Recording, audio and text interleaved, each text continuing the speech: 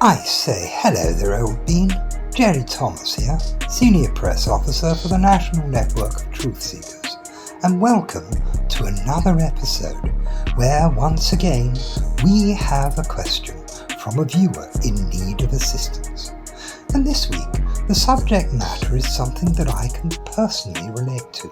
So without any more delay, let's travel down to Cornwall to meet Hans.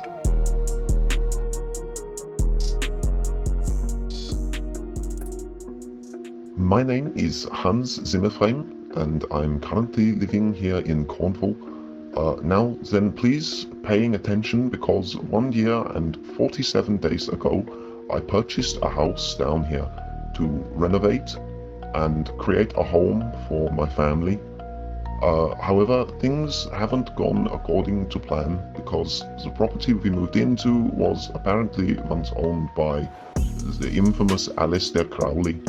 And I'm sure I don't need to be telling you who he was. Unfortunately, truth seekers, I am convinced that Mr. Crowley's spectral presence is haunting us, and it turns out that is being the reason why the house was so cheap. Because when I did a little research, I found that the previous owners have pretty much all suffered the same problems. I don't really want to go into too many details here, but please, if you can help in any way, it would be greatly appreciated.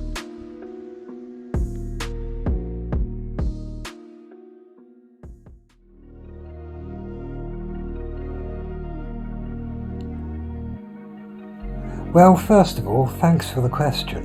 And secondly, I actually know the property you're referring to really well.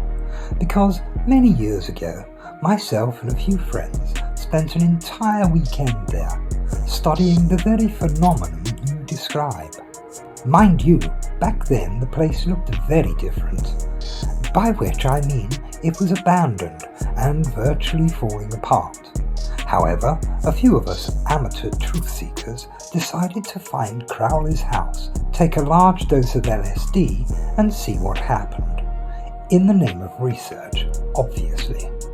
And because we'd decided to carry out this experiment, we'd borrowed a rather expensive VHS camera to document everything that happened during the investigation.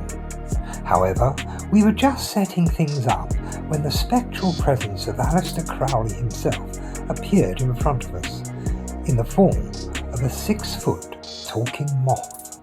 Unfortunately, given the amount of LSD we'd all taken, to allow ourselves to better tune into the spectral frequencies, all we'd managed to film was a few minutes of footage getting the camera in just the right place, and the rest of the tape consisted of almost 4 hours of the floorboards, where the camera had accidentally been knocked over. And that is because one of the other chaps, Elvis Constantine, had himself something of a minor freakout upon seeing the Crowley moth hybrid, and he'd kicked the tripod over. But then Elvis has always been tuned into the other side, and I've often thought that Crowley's spirit must have felt his energies the moment we entered the place.